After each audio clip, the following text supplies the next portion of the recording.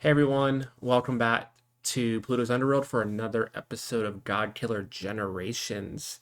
Before we get into describing where we're at in the world and who we're trying to kill tonight, Lab, why don't you go ahead and introduce yourself? Tell everyone where they can find you. Hello, my name is Lav. I am a TTRPG editor. You can find me at entity__edits. Yeah, I edit short, long form, all that fun stuff. So if you're looking for someone to edit your TTRPG, hit me up. And yeah, Perfect. You ready for this, bestie? I'm so ready to cry and be I'm ready sad to and make be you cry and be angry, sad and feminine of angry. rage. Yes, Let's 100%. go. So, we pick up about 250 years after our last god killer not necessarily died, but disappeared. One day, that character had left the monastery and they hunted down the god of space for knowledge. And they got what they wanted to be cursed with eternity stuck on the moon. So, nothing really changed on the planet. Nothing really changed in the enclave. A god wasn't killed, a god killer wasn't killed. So there was no really reactions, which people have begun to get used to every few hundred years, something drastically changing in the enclave. So now we're 500 years since the last, I guess, suspected god killer was around, and I think everyone's gotten more complacent. Like they think things are going back to normal. Gods have started coming and going more frequently from the enclave and starting to refill God's Isle.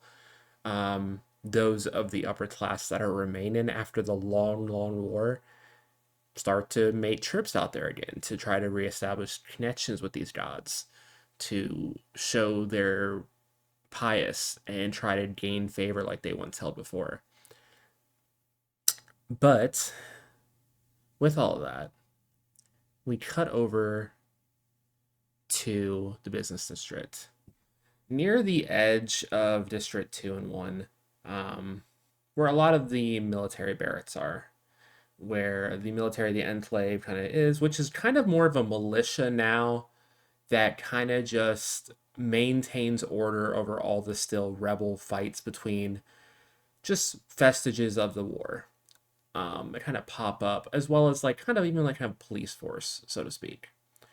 And we cut down to the captain's office, where Captain Smith is standing over his desk as he coughs out blood onto his desk, as he facing away from the person that entered the office and looking out the window as he turned his back to go back around, dismissing this person to be stabbed through the back, shattering through the front a medal of honor that, when shattered, this spark of something just kind of coalesced in front of him and snapped.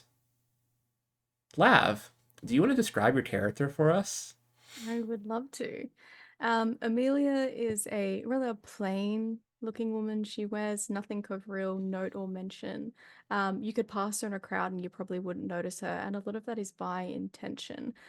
She has this kind of long black hair that's tied up in this messy bun, a rather plain looking coat in the season, but her fingers and arms are covered in the blood of this captain that she's just stabbed. It's kind of dripping from her elbows and is kind of sprayed up her cheek. Her eyes that were once very prettily done with this dark makeup is running down her cheeks as she's crying these tears, this almost like choked breath sound leaving her. And as she's kind of holding this blade, she's just breathing in these deep, deep sounds as she's listening to him struggle beneath her. You know, he is a big man, a big muscular man that you caught in a moment of dismissal. You came here to discuss your claims about your son and your husband, who never came back from the last outbreak of fighting. Um, you wanted to talk to him, find out information, and it was just so much rage that he didn't give you really the time of day. He was just trying to usher you out, make you unimportant, and as he turned, you just You saw his blade just laying there on the desk, and you struck. And as you are starting to cry, like all this blood has covered your body, he slides off the blade onto his desk and kind of flops onto the ground, kind of like sitting up against it as he looks up at you. And you see this man at your feet bleeding out. Mhm. Um, Still holding the blade, I think in her hand. Her hands are shaking. And very slowly she kind of just releases it and it drops to the floor in front of her. Mm-hmm. And standing over him, her shadow kind of casting, she looks down at him and this darkness almost fills the corner of her eyes. You don't remember their names. You didn't know them when I mentioned them. I won't give them to you. Instead, I'll give you mine, so you can say it as you die. Amelia. And then she turns. He You feel something impact the back of your foot as he just kind of spits blood in your direction. You're foolish. I'm sure you'll see your family soon.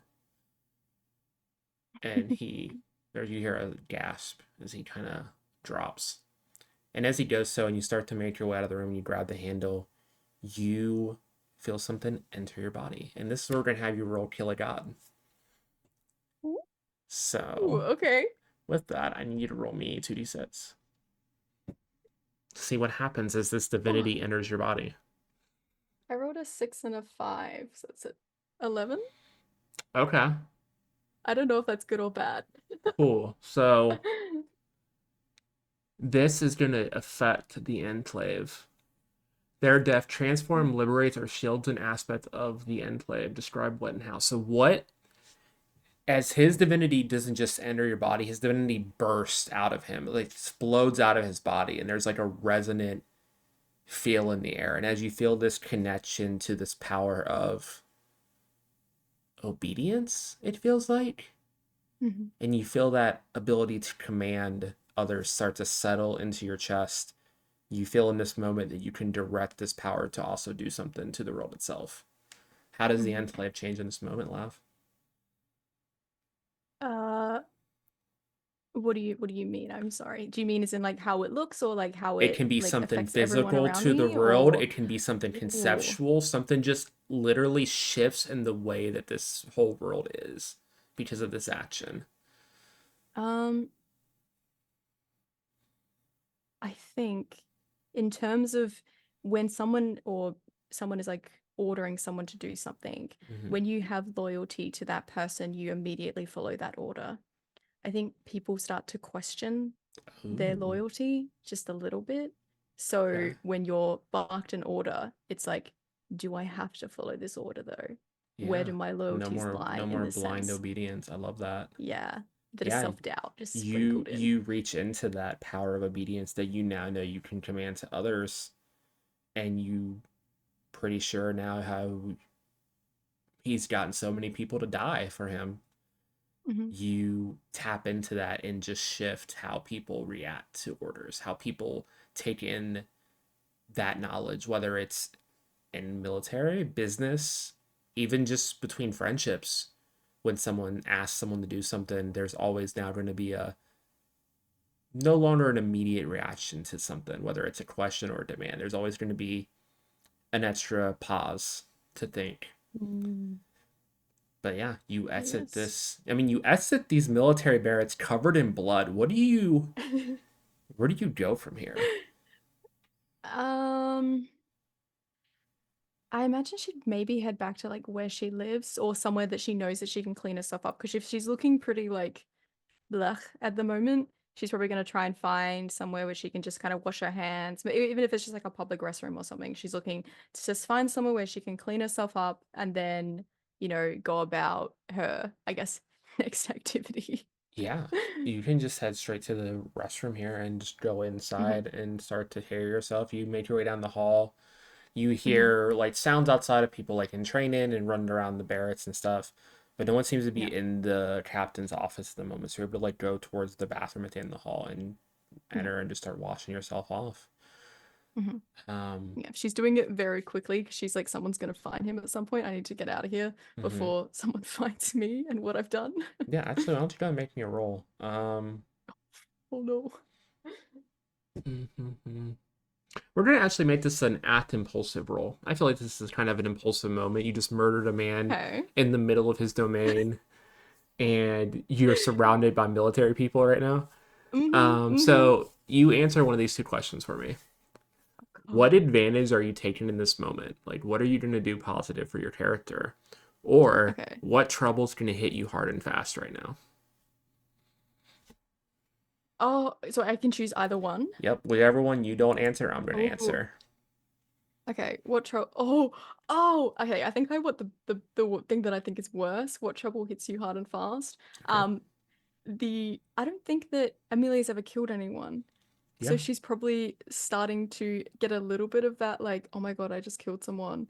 And sh as she's washing her hands in the sink, she's starting to hyperventilate a little bit as it's like hitting in. She's like, oh God, like I just killed someone. Oh no. Um, Yeah.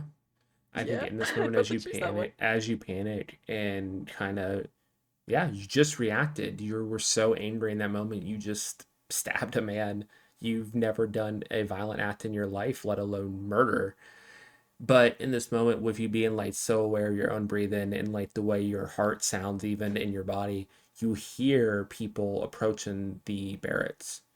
And because of you being so aware, you're able to hear that and at least push yourself to leave before anyone finds you. And you run as soon as you're out of line of sight of these military barracks back into the city and on to a transit. You don't really know where it's going, whether it's going in a district or deeper in. You just jump on the first train available Mhm. and break down on this. Like Yeah, meant to be on the train. it's a mublet train. People are like, okay, this is weird, but it's definitely not the weirdest thing we fucking seen on here.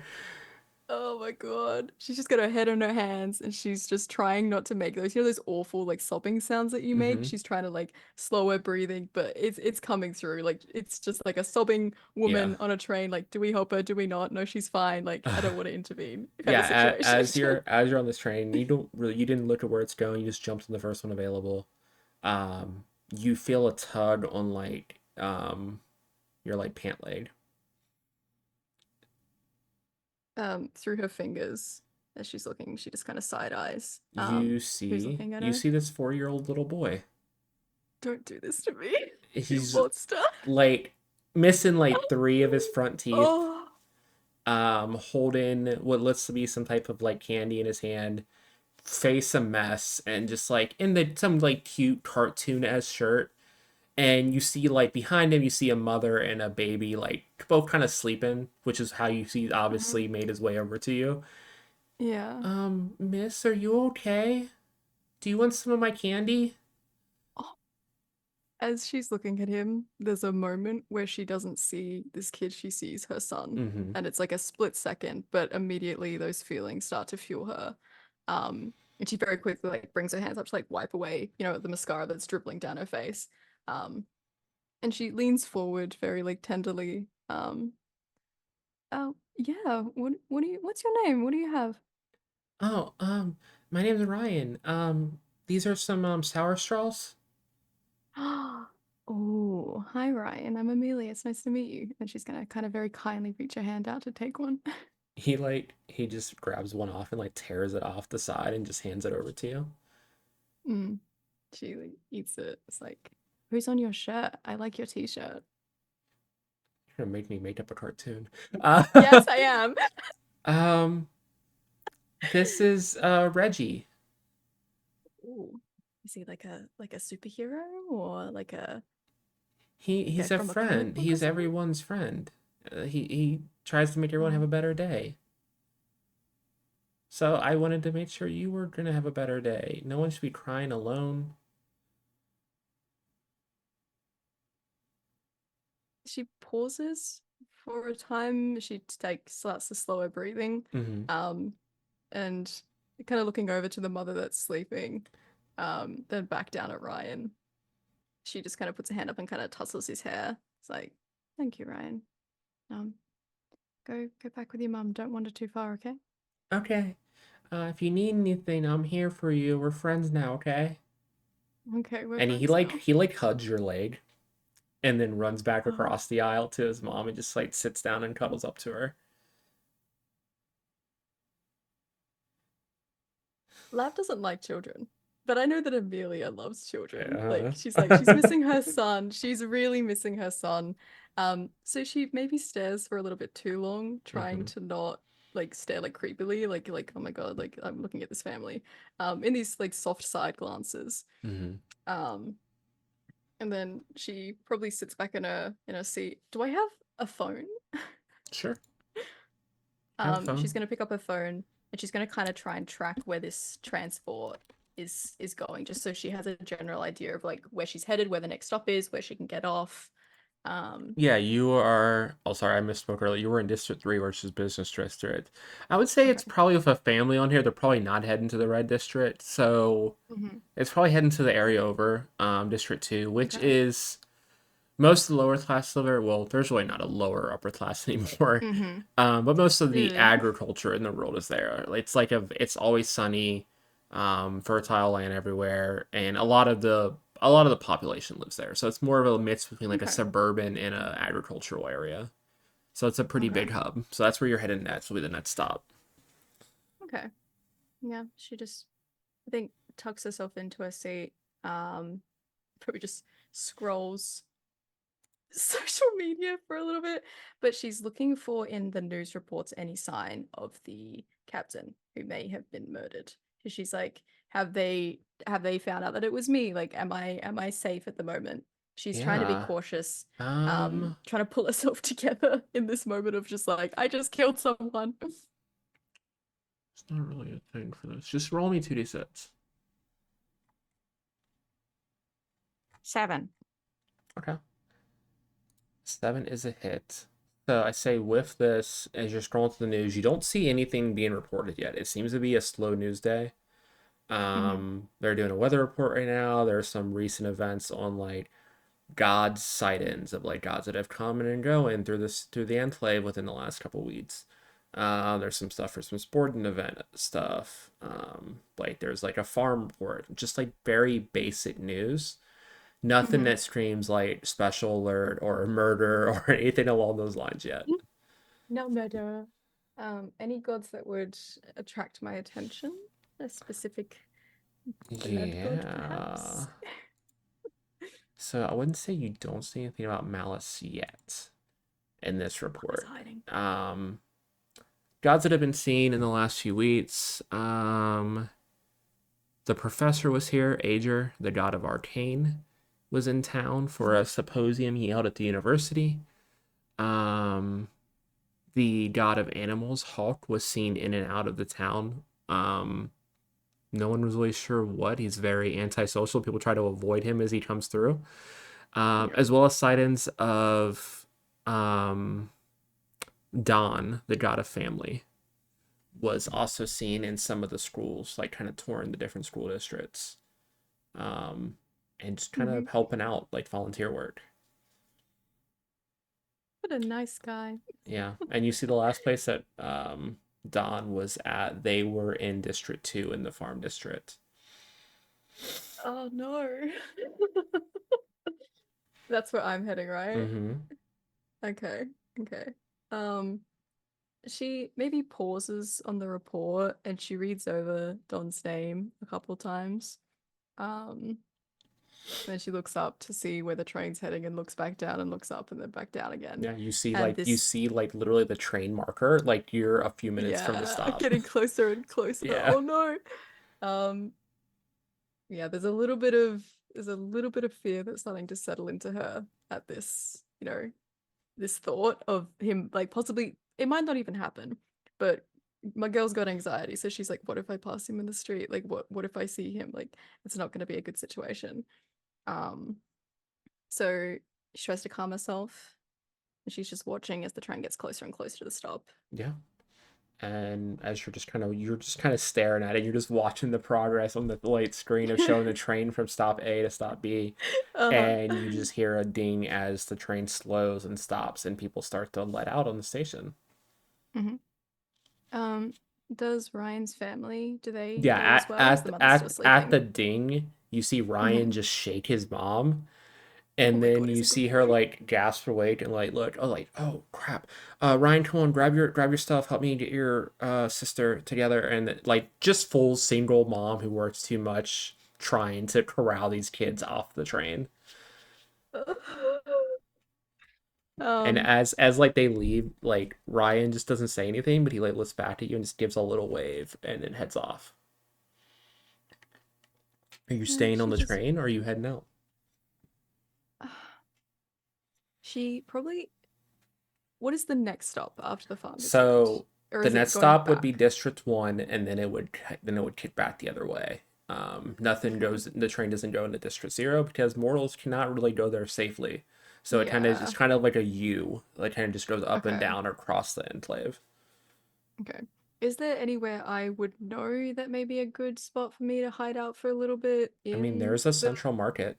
There's almost like a farmer's market type setup.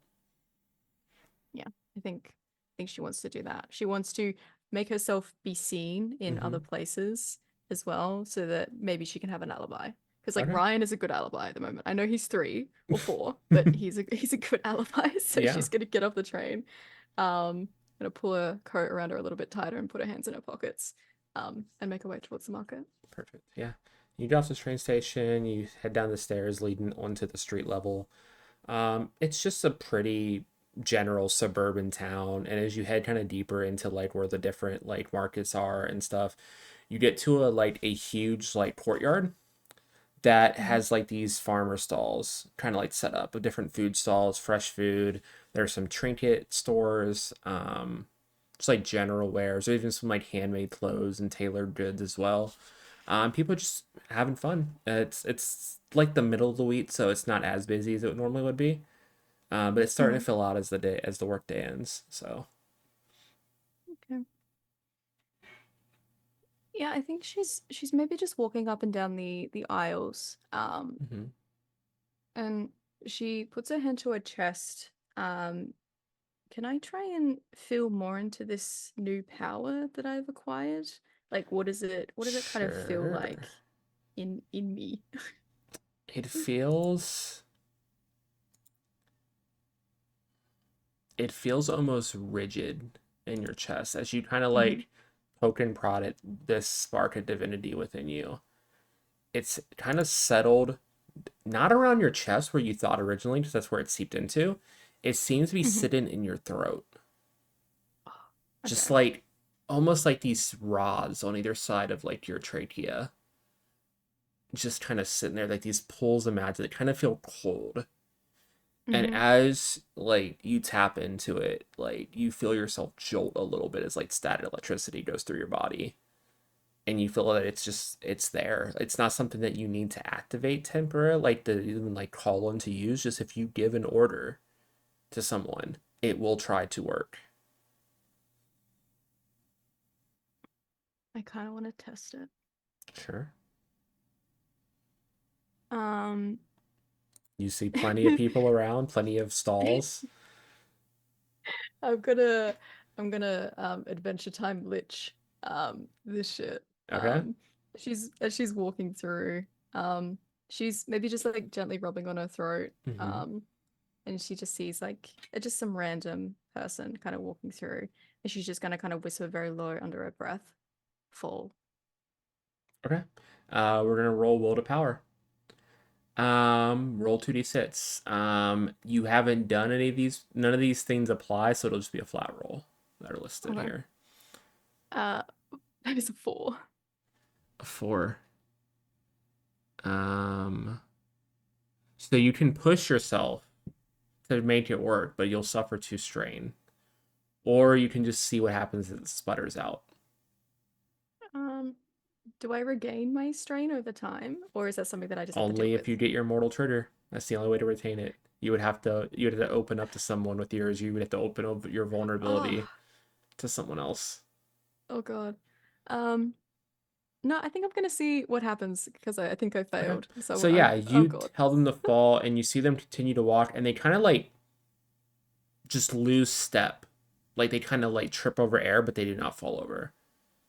Okay. They just kind of like stutter as they're walking and just like look around like, what the fuck was that? And then just keep on going through the market. It Okay. it attempted Y- to work. Maybe it wasn't commanded enough. Maybe it's just new, but mhm. you felt something connect to that person for the split second. Okay.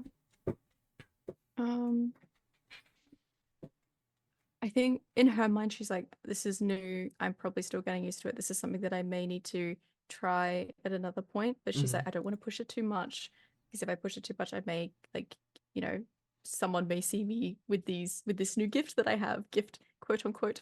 Um, so she's gonna walk through the market, and she probably just gets herself something to eat for like a little snack or something like that. Yeah. You see like a food area. There's like a couple different food stalls where you can like either try samples or like order food to go for like to eat it Mhm. here, as opposed to like Yeah. the actual like produce just being sold like at market. Okay. You see different like families, you see some friends and some like high school kids and like different people at tables, and then you see like Mhm. one like middle aged androgynous person out at a table by themselves. Um, but yeah, Mhm. that's all you see. But besides that, there's really no open tables to sit, but you can kind of have Okay. your take of whatever you want to grab food wise. Yeah. She probably just grabs like a sandwich or like a baguette, something very simple. And she's gonna sit at the table that's only got one person on it because she wants to Mhm. stay away from families and kids. So she just takes a seat and just starts to like eat her little baguette. It's got cream cheese and stuff on it. It's delicious. Perfect. Yeah, you start to eat your food. You see this person in front of you is just eating what looks like some type of stew, Hmm. with just like a glass of water. Um, they are in very plain clothes, kind of just like a plain black t-shirt and what's looks like a pair of like washed out jeans. They look middle aged, so maybe just a little bit older than you. Hmm. Um, but as they look up at you, hmm, How can I traumatize Lab today? yeah. Just see if you would I don't recognize this know. person. Oh Roll no. 2d6. If you hit, you'll recognize them. Mm, So 7 to 9 if you hit. 9. You look up into the face of Dawn, Oh, oh no. the angel Oh of no. family. You've only seen, like, the gods have kind of like more mortal conforms. Everyone knows they have a godly form that is very hard to look at. So you've Mm-hmm. seen Dawn around, especially because you try to avoid them whenever they're here, especially since what Mm-hmm. happened. And as they look up to you, they make eye contact with you and they tilt their head and then they give you a sad smile, almost feeling the state of your family. So they soul search basically. They're like, oh, this poor baby. Yeah, they see the Um, terror and grief in your face and are just like, hmm. yeah. Amelia is frozen. She's really like half bite into her bagel as she sees them, and she overanalyzes this look that is given to her. Mm-hmm. Um, and she feels this like cold shiver just rush through her, um, looking into like the eyes of this god, this angel. Um, and very slowly she kind of lowers her sandwich, and it's just like the grief is just written all over her face and like in her mind over and over and over again in her mind. She's like, why didn't you save them? Why didn't you save them? Why didn't you Mm-hmm. save them? And I think she whispers it as she's sitting. She doesn't mean to, but she just whispers it in this like mournful sound as her like tears are starting to fill her eyes. She's you so overwhelmed you at this point. see her kind of like sit up at that and kind of look down sadly at you, and you actually see one tear kind of trail down her face. I feel your pain, child. I I maybe the my powers are meant to help families just live together and bask in the love that they share. I don't have control or abilities to help people survive. if someone makes a choice, there's really nothing I can do. I'm sorry you've lost so much at so young. And she like reaches out and like grabs your hand. Uh, I think Amelia snatches her hand away and kind of like palms it in front of her. Mm-hmm. I lost everything. You're supposed to keep families together. I lost everything. And you sit there and you tell me you're sorry? Everything I ever cared for, everything I ever loved is gone. And you sit there and you tell me you're sorry? How fucking dare you? I'm not all powerful, Amelia. I can foster the love you have for each other, but if I can't control free will, I'm sorry for your loss. But your husband and son made their choice, and I can't take that away from someone. Whether it was influenced, whether they wanted glory, I don't know. I don't You know what know. they were influenced by. You know who influenced them. You know in your heart who influenced them. I know in my heart who influenced them. They wouldn't leave me alone in this fucking world all on my own trying to survive without them.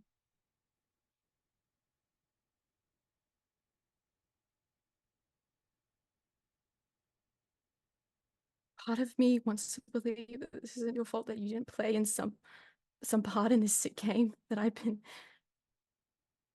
forced into. But you know that he played a part in this. They were consumed by it.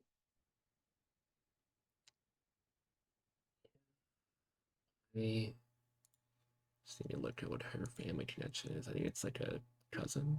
Yeah. My cousin likes to provoke people, whether that be us, gods, or mortal alike. I There's nothing I can do to make this better. Where is he? Um, if he's here, he would be in God's Isle. He doesn't really go far from his arena. But know what you'll be walking into. It's a spectacle. He likes to see blood. He likes to see both mortals and gods alike fight against each I'm other, prepared against to bleed for creatures. this. The same way my Would son and my husband bled. but would they want you to join them in this way? Throw away your life? If I can get some piece of satisfaction from seeing him bleed the way that they did, then I'm willing to make that sacrifice. Do not underestimate a mother's pain. I wish you nothing but the best. Like I said, I can't control free will. I would offer you the same sympathy, but you don't deserve it. And she gets up and she leaves. Yeah. You head off away from the market, and I'm assuming, are you going to head back home for now, or are you going to? Oh, it's getting pretty late in the day. She's gonna head home. She Okay, wants a little nap. cool. Yeah, you get back to the train station. You wait for it to start looping back towards District 3, and you catch the next train headed that way, and work your way into the business district and head home to a two-bedroom house that is very quiet as you step through the door. I think not very well put together. Mm-hmm. Kitchen's a mess. Dishes haven't been done in weeks. Um, just piles of both clean and dirty clothes that you think you usually grab from the right one most of the time. Um, and just a couch with a blanket and a pillow because you have not been able to sleep in the bed that you shared with your husband. Oh.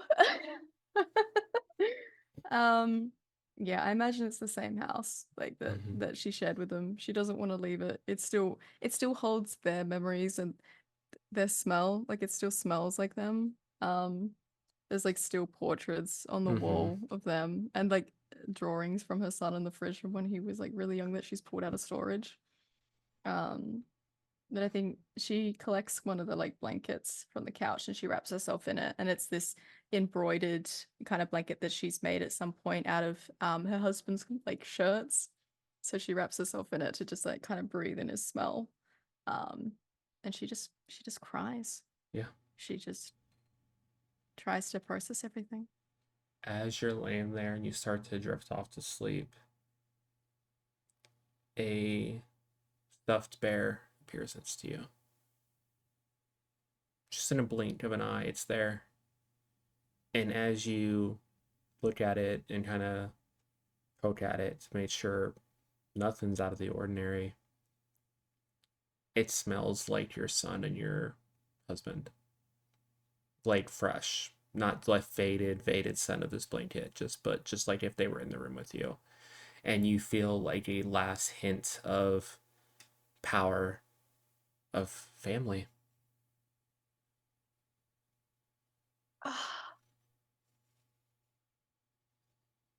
um, kind of weary, half asleep. She thinks that she's imagined it, so she Mm-hmm. like blinks to try and see like did I just fucking imagine that bear disappeared. Um, but as she takes it in, there's a little bit of resentment. There's that little bit of like fear and terror that she holds for that specific god, Mm-hmm. and probably more so now in the way that she spoke to them. Her own anger getting the better of her, a side of her that she has very rarely seen. Mm-hmm. Um, but very slowly, she kind of unwraps an arm from the blanket and she reaches across. And she just thumbs over the ear of it. Mm-hmm. And then as she smells this, like her son, um, she just pulls it in and just holds it tightly, her face just buried within it. Yeah.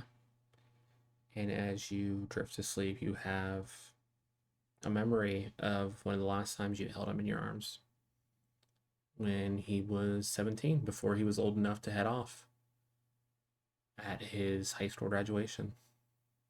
Embarrassed, not wanting to hug his mom in front of all his friends, and your husband laughing in the background. And as you go to sleep, this memory fades. You feel the God you have a better connection with, the God of love, reach out and pull that memory away from you to lessen the pain of it. And as you drift off to sleep, I think that's where we'll take our break. So Yippee! we'll come back in 10 minutes to the next morning and see if this gets Oh, any less sad, guys. yay! Much love. But we'll see you guys in a second.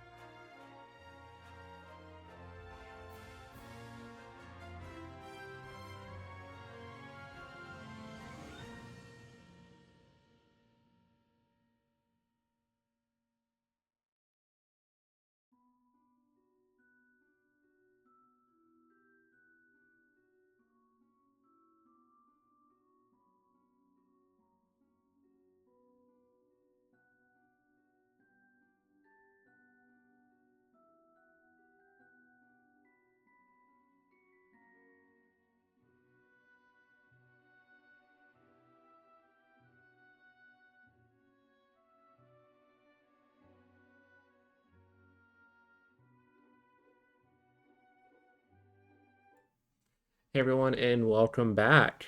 We're just gonna jump right back into it as the next morning after that depressing scene from the night before, you wake up kind of groggily on the couch and you still smell that scent and you look down, that bear was real. It's in your arms. And as Oh, the daylight hits it and you get a better view of it, this is the first bear that you ever bought your kid. The exact same bear in the exact same condition you're a monster. when you bought it from the store, like fresh. Mm-hmm. Oh God, it hurts. Um, yeah, she feels the weight in her chest, and her eyes are probably still puffy from crying herself to sleep. She looks a mess. Like Hmm. she hasn't showered. She's just like crawled onto the couch. She's just sleeping. Um, Still holding the bear. She's just looking over it, and she's like, I think guessing like, it's the one, right? It's the Hmm. one. Um, she's just holding it in her hands, just taking it in. Um, and she maybe spends just some time feeling those feelings as much as like I think love is trying to pull those memories from her to Hmm. ease the pain a little. Um, she allows the pain to flow through her, um, trying to soothe some of the rage that's very quickly consuming her. And she puts it on the couch beside her and she gets up, still with the blanket wrapped around her, and she's gonna make herself a cup of coffee and just start a very slow morning routine. Um, Yeah. You go through your routine, you make whatever you have. You don't have a ton of groceries in there. You might have some like Dry cereal, yeah, you have some like dry just cereal, cereal. Cheerios, just eating Yeah. Cheerios. You have some like just random ass cereal. A little stale. It's probably you probably should go shopping soon. Mm-hmm. You're Yep. kind of going through your morning, drink the last sludge of little bit of your coffee that you have in the coffee maker, Mm-hmm. and you turn on the news as you're going about your day. Um, Oh no. Breaking headlines: Captain Mm. Smith of the Enclave militia has been murdered. Who could have done that? Oh my God, that's Body found horrible. stabbed with his own blade. No sign of any prints or anything, and just massive blood everywhere. There was their trail lead into a bathroom, but it seemed whatever seemed to have went in there washed themselves or something because there was no trail leading out of it. Mhm. No one really knows when it happened, but suspects are being looked into.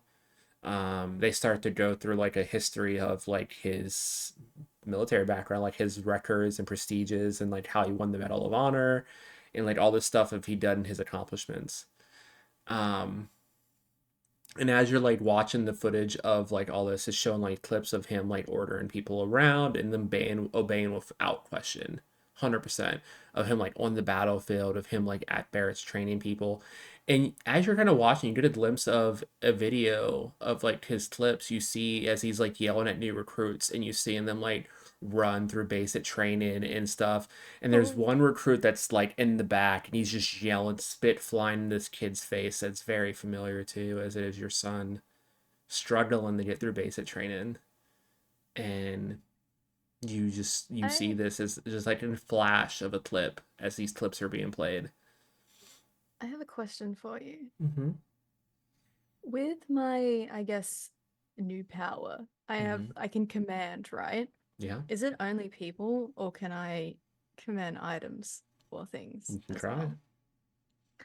I As I see him like spitting in my son's face on this video, can I try and just crush the TV? And I'm just like, just like, can I You would try like tell the that? TV to stop pretty much. Yeah, basically, I'm just Okay. gonna like, Roll will yeah, to just throw my hand out and roll yell will to stop. power. 2d6. 9? Okay, nine's a hit. So like yeah, you just like eyes glow for a second, this blood red, and you feel anger surge through your body as you feel these like rods of magic almost heat up in your body, and you just say stop, and the TV just fully statics out. Like the screen, like you still hear it a little bit, and it, but the Hmm. sound's kind of muffled, but the picture is completely gone. I think seeing the effect that she'd been trying to do in the market. She sees it work or like work to fruition in the way that she'd wanted it to. The coffee mug that she's holding, she doesn't mean to, but she drops it and it just shatters into pieces in front of Mm-hmm. her.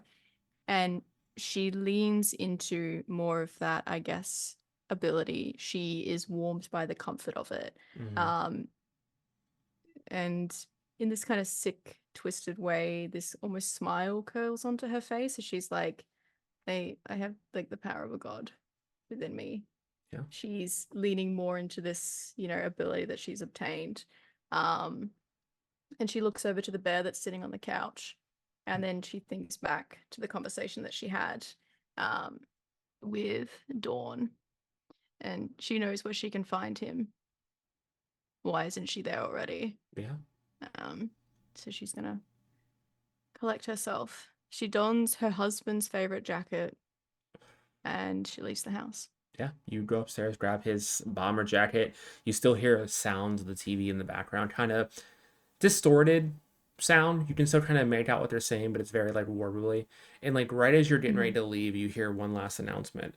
And today, I believe, is going to be the big event over in God's Isle. Um, all CTA trains heading into it will be free for the day as they are holding a grand event at the arena. As Malice has decided to throw an open tournament for any who wish to enter. Oh, what a lovely coincidence. Oh, hell yeah. Um, yeah, as she's I think opening the door, she stops to hear that and she smiles and she walks out. Yeah, you head deep into town and head towards the train station. You already see lots of talk in the streets about this. Like, usually the arena is more of a show, whether it's prisoners that he's funneled that he gets to play with, or someone just pisses him off and he throws in there. Very like Roman, throw the man to the lion type aesthetic of a vibe. Or even Mm-hmm. if it's like he wins a bet with one of his siblings or cousins or something and he gets them to participate in a fight. Um, he's never held a tournament like this before though. You think maybe it's because it's been a while since he's been here. As much Mm-hmm. as he loves Bloodlust, he hasn't been here since the last god was killed. Mm-hmm. Okay. The general chatter that's going on, is there any theories as to like any more kind of theories as to why this is happening? Or is Um, it just like he's throwing a grand so tournament, you're let's deep, but you're go? deep in like business district. It's a lot of like rich men betting Oh yeah, on this. Like they're talking gambling and like it's just full sports talk. It's just like a lot of naturally. like, and some of them like, oh yeah, I'm gonna enter. I can take this, and they're like, okay, buddy, Oh sure, god. yeah, cool. Uh But you do see a oh handful of god. like militia people that are just like on break, heading onto the train looking determined, like they might enter. But you also see Mm-hmm. plenty of guards out, also like patrolling right now. Okay. Yeah. You don't know if it's heightened security for what you did, heightened security Mm-hmm. because of the tournament. But yeah, they seem to be in full force, like around the train station, and there's even some posted in the trains itself. Mm-hmm. Okay. She's keeping her head down, without trying to draw any attention to herself. She's just gonna slip onto the train. Probably keeping close to those militia people that she saw. I think they're gonna draw enough attention that she will be almost invisible standing around them Yeah, because the attention is gonna be drawn to them. She just slips on the train. And she's gonna, yeah, I guess head down. yeah. You guys head on to the God's Isle train. It is a separate train Mm-hmm. station, or not separate train station, but separate train on like the other side of the tracks. It is Mm-hmm. a train done in completely gold and is usually very hard to get on because it's a 6 gold cost. Or I Mm-hmm. guess this is in a little bit in the future now, so it wouldn't be. It's like $500 a ride. Inflation. Ah, Yeah. So what? yeah, it's insanely expensive. Inflation really out here. Yeah, Damn. so with it being free, a lot of people, even if they're not participating in the tournament, are like flooding this place. It's packed. And it's not usually Mm-hmm. meant to be this, but being a divine train, it expands as like every stop hits. And Okay. the inside's not like what you would expect in a train. It's like full on like lounge areas in every car. There's like a bar and there's like Ooh. tables of food and stuff and like all the best stuff around. And all the seats that are there are like lounge seats, like couches and chairs, and like there's even some like bean bags in the corner and stuff. It's very Mm-hmm. cozy. But yeah, as you Okay. guys head to God's Isle, it gets to the last stop in District 1, and then instead of turning Mm-hmm. back like the train that you're used to does, where it just U-turns around and back and forth, it heads into the water and goes beneath the surface of the water. And you kind of see like a tube encased in this train, and as it rides down for about 20-30 minutes and comes out the other end, you see God's Isle. Still pretty magnificent from the last time I described it, but definitely Mm-hmm. showing the signs of the bombings that caused the war about 1,000 years ago, probably now. Mm-hmm. Because no one lives here mortal wise anymore. The gods don't care to fix up mortal land. You can see the obviously difference of like the devastated areas compared to the Shinen temples. And as you guys get off the train station, the one thing that stands out in the distance is a large, dark red and black Colosseum with like spikes up the walls. Well, it's like barbed wire going around the edge of like the circular ring of the Colosseum itself. And Mm-hmm. just you can already see from now like the queue of people heading towards the arena. You see people lining up for tickets. You see people like kind of just excitedly talking around the arena. And as you follow the crowd making your way there, you do see a separate line off to the side where it says participants. And it does not look like there's as much people around there. There's about 20 people there right now milling around. And Okay. only you and those that group of militia people are the ones heading over there right now. So you kind of just follow slightly behind them. Mm-hmm. Um, Amelia's trying to look as less intimidating as possible. Mm-hmm. She looks like she's kind of hunched a little bit. She looks like kind of giving off this like shy persona. As she's just following behind these militiamen. I think she lets them go first to kind of listen to how they talk to whoever's signing them up, so she can take notes on this is how I should also talk to them. Yeah. Um, but while she is walking, is there any way I can pray for guidance at all? Is that something that I can Sure. There is do a from prey roll, yeah. my god? Um, there is a roll for that. Hmm. Pray for guidance. So you can either answer what God is going to answer your prayers or what visions or omens they send you. What visions or omens they send me? Okay. Um, I I'm gonna reach out to is it love? Well, I believe I it's get to one choose. day. I get to choose the God Oh, that okay. answers. So Oh you shit. tell me what information you think you're going to receive, and Okay. I'm gonna twist it based on what God I decide to choose here. Oh, this is terrifying. Why did I volunteer to do this to myself? Um, Amelia is looking for an advantage. She is asking out into the ether, what points in malice can I hit that are gonna hurt? And it's not just with a weapon, it's also with words. Okay. Malice answers back, yo bitch, stop. You briefly have a vision of a man in what looks to be spiked plate armor with very distinct scarred features like bald head, missing one eye, like Mhm. obviously scar on every piece of his skin, and what looks like an agony on his face, as if he's always in pain. And as he looks up at you, and you make eye contact just from this vision, you know this to be Osteo, the god of pain, the father to Oh, Malice. oh, oh no. And he reaches out because he resonates with you in this moment, because your pain may not be physical, but the amount of pain you're in that's driving you towards this, it resonates with his domain. Hmm. And this god and his black heart feels a connection to you in this moment and has no really love for his son, Uh, Damn. so you seek to take out old malice. Yes, I can taste your pain, child. It's delicious. What can I do for you? I think the thing you need to focus on in your attempt, my son loves battle. Almost without thought.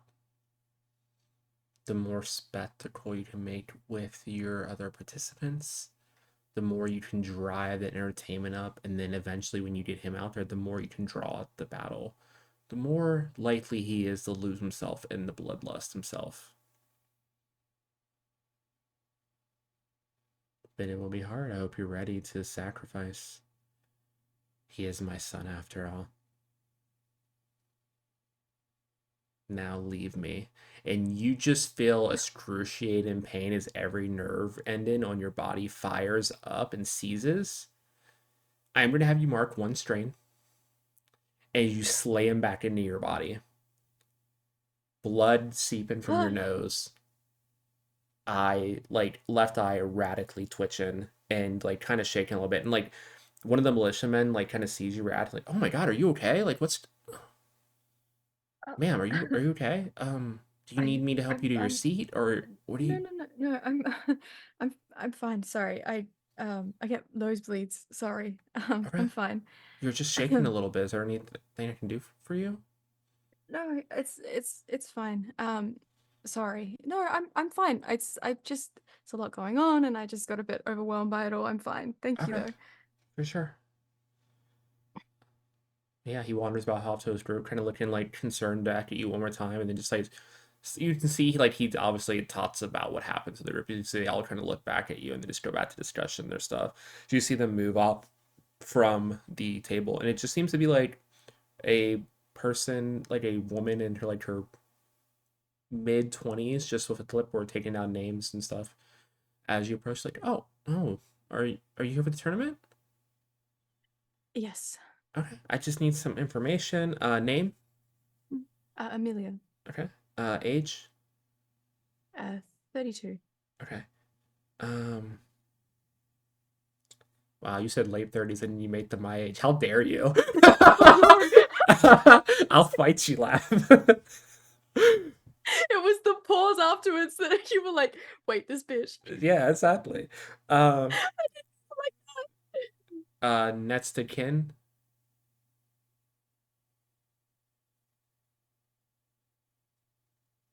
that. Can I leave that blank? NA? Yeah, sure. Um. Yeah, that's all we have. I just need you to sign a waiver. Hmm. Because there is potential for death in this tournament. So just need to make sure you're fully aware of what is the possibility of going, whether it's from your other competitors, from anything that may Hmm. be in there, or from him. Yep. Okay. She hands the form I'm over. I'm aware. She hands the form over for Uh, you. Just look at a pretty standard like liability contract. she doesn't sign Amelia, she just signs X. Okay. And she hands it back. Yeah, she'll take it, look it over. Yeah, you just want to head over that way. You see like a tunnel, and you already see some of the militiamen heading over there. Some of the other group from earlier heading over there. Hmm. But yeah, you can head in. Yeah, she just You makes her way. She's just like trying to clean the blood from her nose as she's going. yeah, you follow them all into like pretty much like a locker room type setup. Hmm. There's exactly enough lockers for the amount of people in here. And as you Okay. like all enter, you see everyone's names already on a locker. There is Ooh. your choice of weapons and your choice of armor, and it's very gladiatorial based stuff. Mm-hmm. Okay. Um, I would say at some point in Amelia's life, her husband did teach her basic or to have some kind of understanding of combat. Hmm. Um, whether it was just like around the dinner table or they used to go to a gym together or something like that. She has a general understanding, but something that she did really enjoy doing with him was like fencing, was like sword Okay. fighting basically. So she's gonna grab herself a blade of some kind, whether it's a light sword, probably not like a two-handed weapon, just because she's a little Yeah. scrawny. Well, if you saying if you bring up fence and stuff, there's a rapier in there. You could grab it pretty easily. Yeah, she's gonna take As that. well as some light medium S armor. That would probably be like kind Mm-hmm. of more the vibe, close to like what a fencing outfit would be. Yeah, Okay, yeah. cool. So yeah, you get yourself up. You see, you're one of like maybe three women in the room. Mm-hmm. Seems to be mostly just like militiamen as well as some like other scattered men across from varying age groups. You Mm-hmm. see some Okay. like older, like middle-aged people. You see some kids in here, like not much older than your son when he enlisted. Mm-hmm. But Mm-hmm. it's like a good mix of kind of different age groups in here, and they all seem to be like most of them seem to be excited. Some of the younger people are kind of a little nervous, but there's opportunity here. Like if you win, you can get whatever you want from him, like any one wish, Yeah. if you Okay. survive. Yeah, that's the thing. Um, the women that are in here, are they around my age? What are they carrying? Like what kind of weapons So are they there are carrying? three other women in here. Okay. One is in her late 60s, but like in Oh, shape. okay. She looks like she Yeah. is kind of a retired veteran, maybe. Mm-hmm. She dons like scale mail type armor and Okay. is like looking over a warhammer at the moment. Okay. There's a woman about your age. Looks a little frightened. And Mm-hmm. as she's getting everything together, she just kind of grabs. You see her just trying to like violently grab a weapon and armor and start putting it together. Like she doesn't know how to use either one of them. And Yeah. as Okay. like she turns around and you make eye contact with her, you recognize this woman from the train stop. No. This is Ryan's mom. What is she doing here? Go home to your son. And then lastly, you see What is like she you see doing? like you see like a young college girl, early We're 20s. not skipping over that. Age? Who? I'm What? describing the women like you wanted. Yeah, she's there. She looks like really scared but really determined. Oh my god. Um, Amelia, seeing her, Amelia freezes and it's just like she gets like flashes of memories of her son, of Ryan. Um, and trying not to look like I'm like coming up to you with intention. Hmm. Amelia kind of puts a sword on her belt and walks over and kind of just like as she goes to reach for a weapon, she kind of picks it up and like passes it out to her. And it's Oh, like you okay? You're a bit shaky. yeah, I'm just a little nervous. Um, I'll be okay. Uh, Mm, Have it's just I think the adrenaline's already sitting a little bit, just a little jittery. mhm. This is gonna sound really have we met before? You look really familiar. I don't think so. I We usually work most of the time, so I doubt it. Unless you've been in my hospital, I'm a nurse. oh, I was in the train yesterday and I think maybe I passed you. Do you have a little boy? He's like Oh, three, yeah, four-ish, Ryan? yeah. Oh, you were. Oh, I mean, I was probably asleep. You yeah, you were Yeah. sleeping then. Why are you here if you have uh, you have two very small children? I I'm out of options. Um, their father died a few years ago. And we're struggling to survive. Like we live with my mom, but she can only do so much. Um, Mm, if I can just survive this, then I can make things better. There's gonna be something else. I know. Is this really worth it? You have your kids. And I'm probably sounding a bit hypocritical because I'm here as well, but you have something to go back to. They deserve better than what they have right now. And if this is a chance to give it to them, I gotta at least try. I'm gonna say you're trying to connect with someone here. Okay. Um, so either what common ground do you and her share, or what still divides the two of you? What still divides us?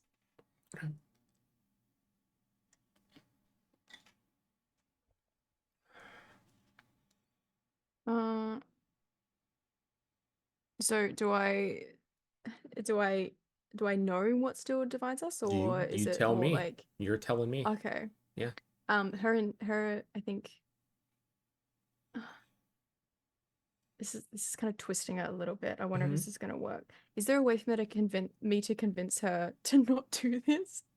To like to find some common ground for her to not do this, basically, to like like solve that divide Yeah. in intention. I think the divide here is that she's here to try to do something outrageous for her family that's still alive while you're here for revenge. Like that's the obvious difference. Like you're both here for Yeah. families, but on the opposite ends of the spectrum.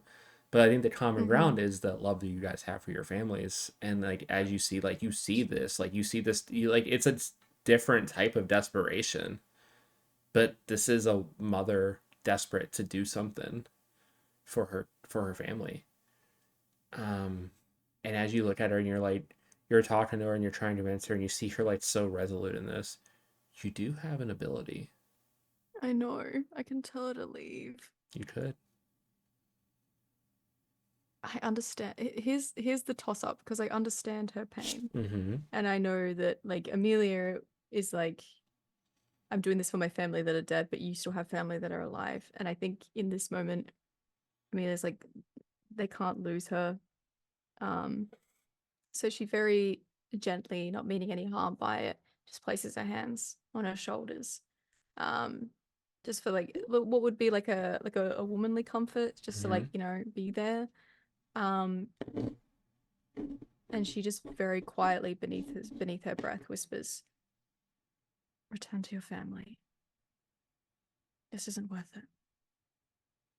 Okay. Roll will to power. You have made this work before, so that's +1, and then Oh, you are in his domain of power right now. So add +2 to whatever you roll.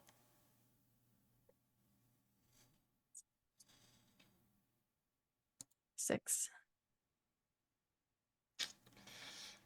No. So Oh it's either gonna fail or no. you can mark 2 strain to make it work. You can push yourself to make it I work. I'm gonna push myself. Okay, you're up to 3 strain. Okay. You feel you reach out with this power and kind of passively do it, but as you kind of pull, being this close to the demon of malice, or demon of bloodlust, I should say, and you're telling someone to ignore that, to step away from battle, this power almost burns you from the inside. Mhm. So you start to hack up a little bit. It's like you taste smoke. It's almost if your throat is on fire briefly. Mhm. But you see her eyes glaze over for a second, and then she like kind of shakes her head. You're right. What the fuck am I doing here? God, so stupid. Um, Hey, it's okay. I understand. It's it's yeah, hard, but you still have your kids, and your mum is there to support you as well. There's gonna be better days. Just take it one day at a time. yeah. Thank you. Stay safe. Um, if you're ever around, if you survive, um, in District 2, I'm Hmm. Emily. You can find me there, Emily Hart. I'm Amelia. It's nice to meet you. She like looks at you for a second and then just like hugs you, like crying a little bit, and then Oh, just like runs down the tunnel. Amelia, as the brief exchange, Amelia holds her so tight, Hmm. and then lets her go. Oh, Yeah. And with that, the oh, lockers descend into the floors. Everyone is equipped and ready to go. Like the mm-hmm. lockers descend, the benches descend until it's just an empty stone room. And you start to hear grinding, like of stone against stone. And you look up and the ceiling is split and it's this room is just raising up.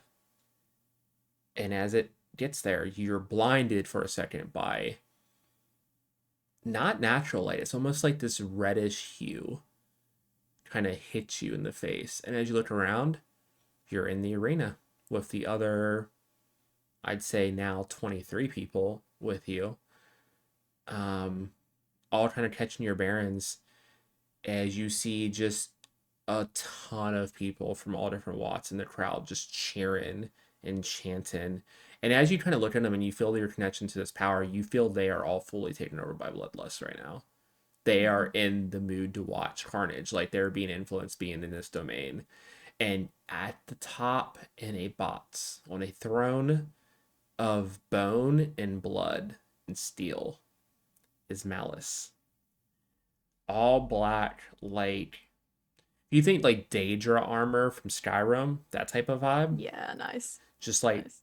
7 foot tall, like fully built man with a long black beard and long black hair pulled back into a ponytail with just the most hungry look on his face. And he doesn't He even stand up. He doesn't project. He just tots, and everyone gets silent. The whole place goes deadly silent.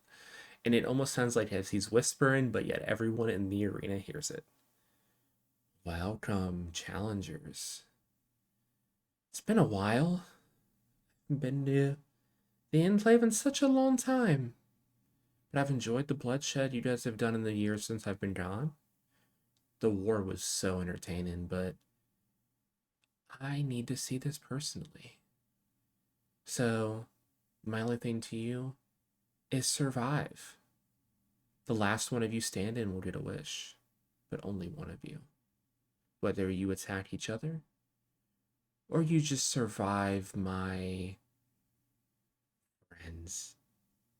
And as he says that, Mm, I'm going to need you to roll oh no. challenge someone dangerous. Roll 2d6. Oh, And you can add one because they definitely think they're stronger than you. 8. I'm sorry. I mean, yeah, this god definitely thinks they're stronger than you. Ah, 8. 8? Okay, 8 is a hit. Okay. Um, Uh, so with that, you're able to jump out of the way of this crowd as kind of they're still gathered. I'm going to roll a d20. This isn't in the system. There's about 20 of them. I'm going to see how many of them die. Okay. So what you see as you dive out of the way, you look up and there's this rain of spikes, like these large metal spikes that just impale 16 of these people, instantly killing them. Just blood and bone and gore everywhere. They're just fully eviscerated. Some just like through the head, straight through their body. Some like in the chest as they try to dive away. Some pinned body to body, just through like two or three of them at once. And the crowd's cheering. They love it. And as these spikes hit, they break off into these little mechanical, like rolling droid type things in like little suits of armor that have like it's like if you took an imp and shoved it into a suit of armor. It's like this demonic looking metal golems that just start to roll around and chase people around. You see a couple of them are starting to head towards you. okay. Um, shit.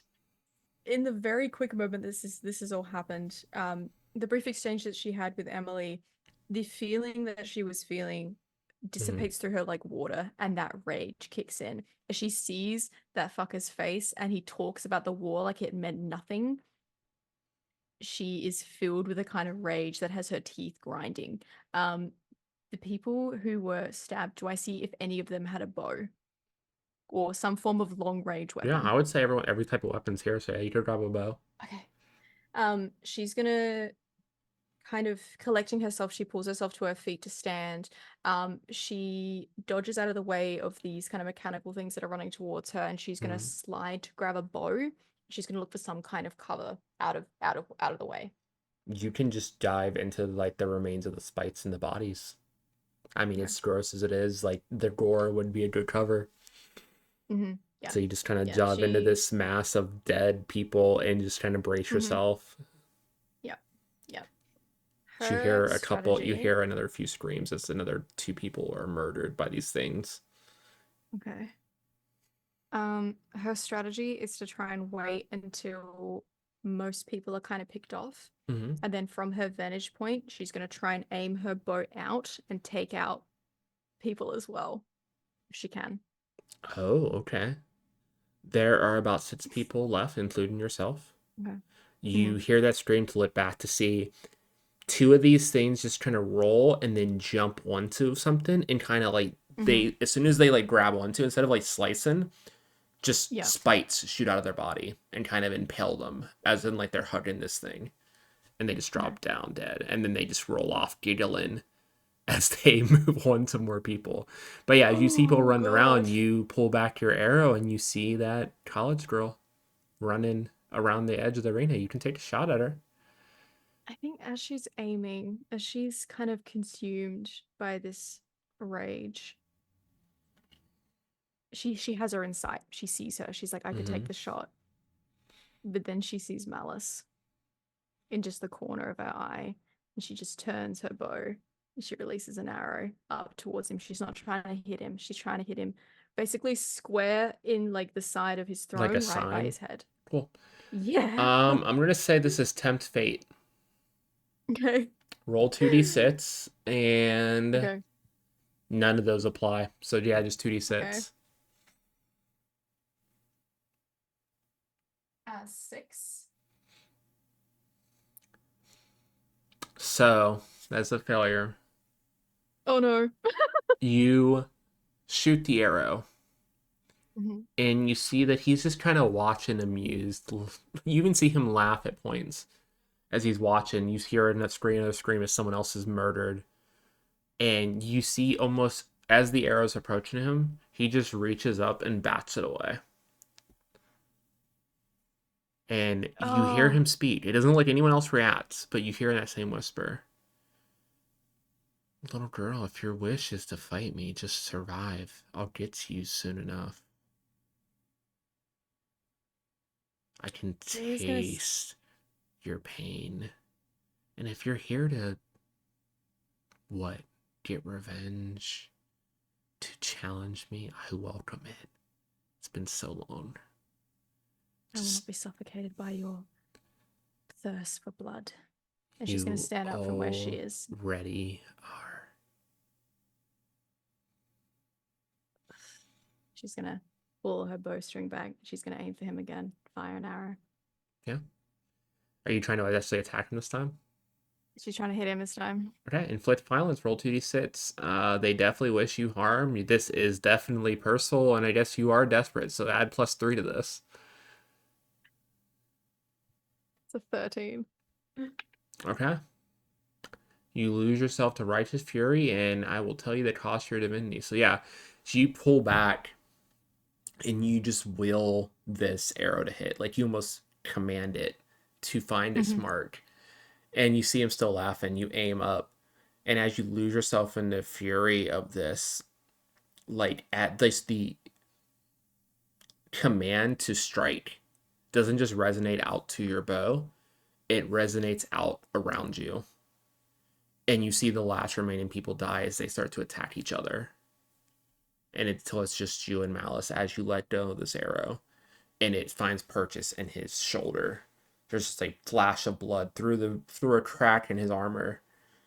He doesn't like cry out in pain, but he does look surprised as you see blood, like this like orangish red blood start to leak down his shoulder. How does it Wow, feel not to gonna hurt? lie, I kind of like it. and you blink and he's in front of you. Oh no. She leaps back away from him to try and avoid any blow that he's going to hit her Well, with. Amelia, was it? You won. Congratulate everyone. Give Amelia a round of applause. You see everyone's like cheering very loudly. You get a wish or a favor or request, I should say, I guess. It's just me and you, like you wanted. Can I wish for your death? You can try. I wish for your death. And I'm going to use my power on top of that as well. Oh, you want to try to wield your power to command him to kill Yes. himself? Yes. Okay. I don't know You if are this is gonna gonna work. have to hit overkill for this to even have a chance. So you need to roll a 10 Okay. or higher. You have done this before, so you get +1. If you're Okay. desperate for this to work, you can mark another point of strain to add another +1. Mm, And then you are close to a shrine. So let's see, you get +2 already, and you can add a +3 if you want to mark a strain. They'd be up to 4. It would put you I think I'm on the gonna. edge. I know. I know. Because I don't know if this is gonna work.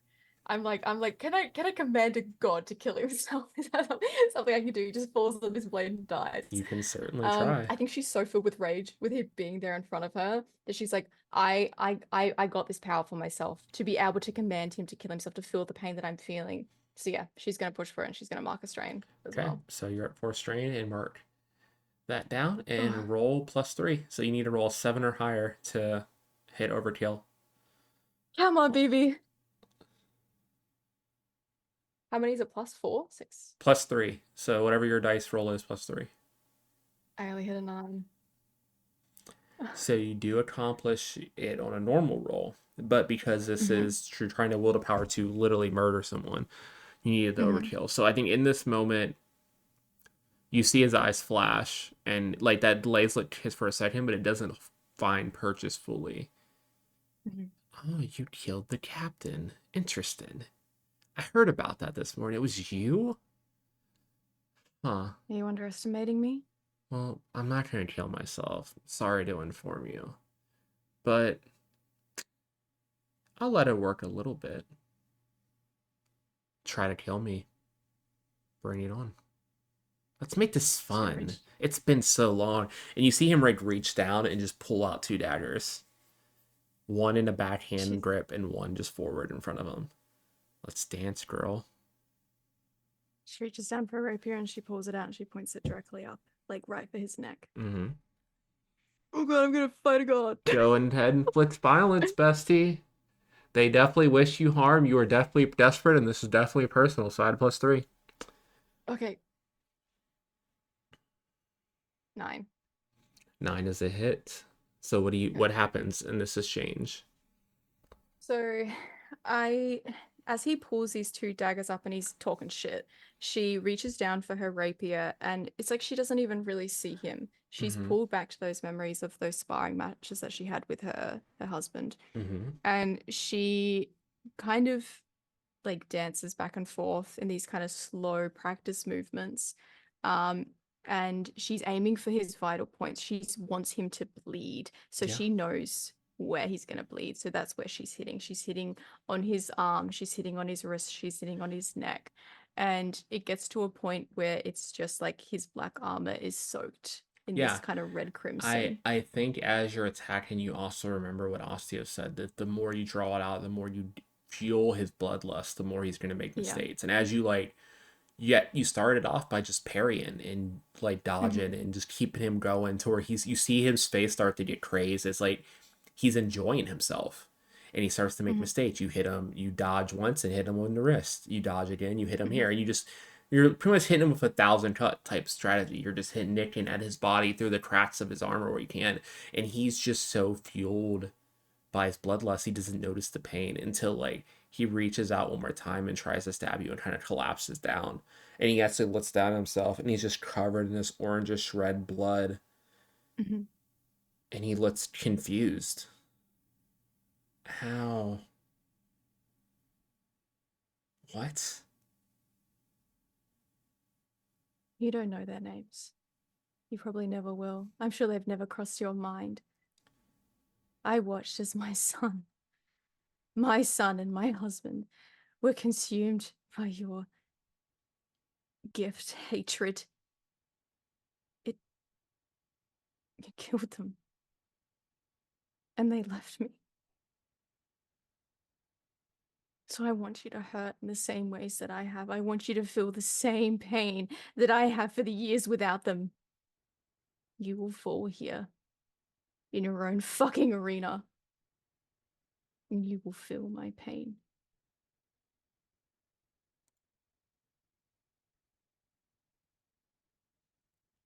Okay, we're gonna do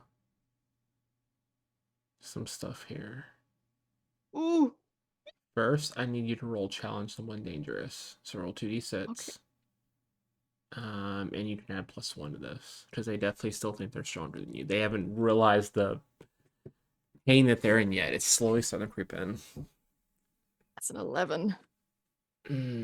Okay. So on an overkill, on this, you push too far and your target reacts. So they are going to get a reaction in this moment as you go taunting them, and Okay. you kind of like, as your light feeling vindictive, you see them hurt at your feet. You move within range of him, and you kind of let your guard down. And in this moment, as you go to roll now to kill a god, you are going to take a point of strain, which will be your 5th point of strain as he's going to lash out at Yep. you. Yep. So roll your kill a god move, and then we're going to roll your Okay. suffer your 5th strain if you want to try to survive this attack. Okay. Do I plus anything to my killer god, or am I Nope, just it's a free flat balling it? 2d6. Come on, baby.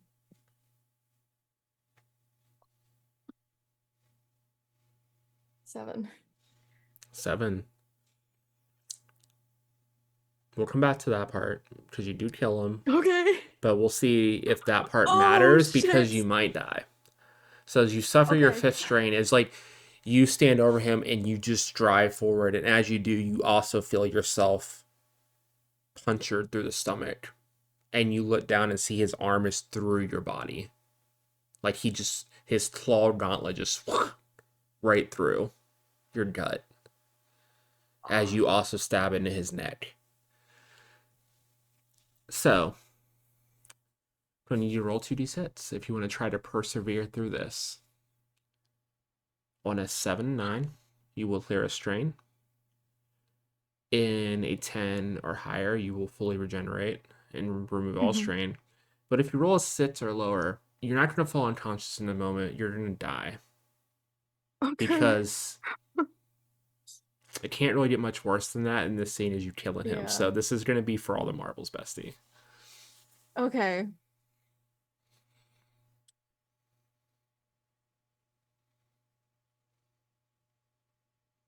I rolled a 4. Cool. So you stab him through the neck and you see him, or you feel it, him eviscerate you at the same time, and you drop to your knees and you see him like spit out some blood and gargle and look up to you and look down. You know, I did want to fight one of you god killers when I heard about you. Didn't think it was done this way. But good job, girl. You gave me a good fight. I'll be back at a distant point in your guys' future. Gods can't fully die. Say hi to your family for me. And he just kind of laughs a few seconds, and then collapses dead. In this last moment, as you're just trying to hold your guts in at this point, what's Mhm. going through Amelia's mind as you start to feel yourself fade. His words are echoing her mind. The think of your family for me. Like say hi to your family for me. Say hi to your family for me. And it's almost poetic because she was always willing to die for this. And even though his words sting and hurt, she knows that for the time that he's not going to be here, the same rage that had consumed her, the same bloodlust that had consumed her family is no longer going to affect anyone. So if she can give someone that respite to not feel the same feelings that she was feeling, she's almost happy. Hmm. And she thinks of her son, and she thinks of her husband, and she kind of just holds herself as she starts to fade, and these small tears leaving her. But she doesn't die unhappy. She dies feeling like she did what she came here to do. Yeah, and as you die and as you pass on to the afterlife, you kind of awaken in a place it's hard to describe in words for your mind. You see Dawn.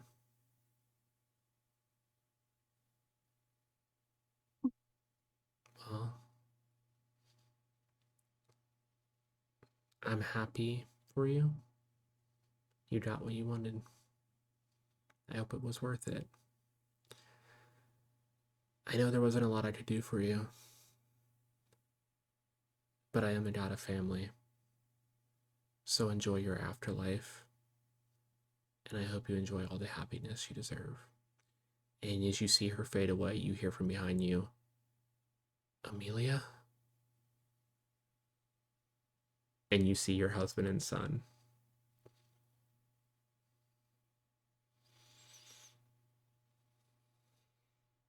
Immediately tears. Without even turning, she knows that it's them. Um, and tossing her head over her shoulder as soon as she sees them, she just collapses, and she's kind of like her hands like outstretched towards Yeah, them, they like she rush just over wants to to you hold and them. they just pull you into a hug. The three of you crying together. And as the scene fades away, in the years to come, Bloodlust has left the world. The last dreads of the infighting from the war thousands of years ago, even with the war over, those insurgencies, the gang wars, all the stuff that was happening dies out. And a period of peace, fully a period of peace, barely even any arguments really, settles over the enclave for the next 100 years. With everyone being able to think a little more clearly before obeying orders, answering questions, and thinking more for themselves. And the last image we see is a woman returning home, rushing through her door, an old lady sitting in a rocking chair asleep with a baby in her lap. But a little head pops over the couch. Mom, you're back! As she just runs over and hugs Ryan, crying. And that's where we'll end tonight's session. This was great. This was such a sad, poetic ending, but this was fantastic. Um, Oh my god. Thanks for Oh, joining me, Bestie. This was great. well, It's the thank first you time for I've having ever run me. a This was game so for much you, and it was so fun. I traumatic. know. Oh my god, we need to do this more. Again, Yes. please, more. I need to play more Um, games with you. Oh my yes. god. Tell everyone once again where they can find you, and then we will call it. Yes, my name is Love. I am she, her. You can find me over at Entity Edits. I am a TTRPG editor. I make short, long form content. I am for the creator, by the creator. So hit me up if you're looking for any form of editing. So, Hell yippee! yeah. And of course on Page, Pluto Cleric everywhere, except for here and on Twitch, or just Pluto's Underworld, where you can see games like this, as well as other APs that I run, and even an occasional video game stream if I'm bored enough to just sit down for a few hours. But this is another episode of GodKiller Generations, so see how the world is affected after this, and see if his next one's a little happier. Have a good night, y'all.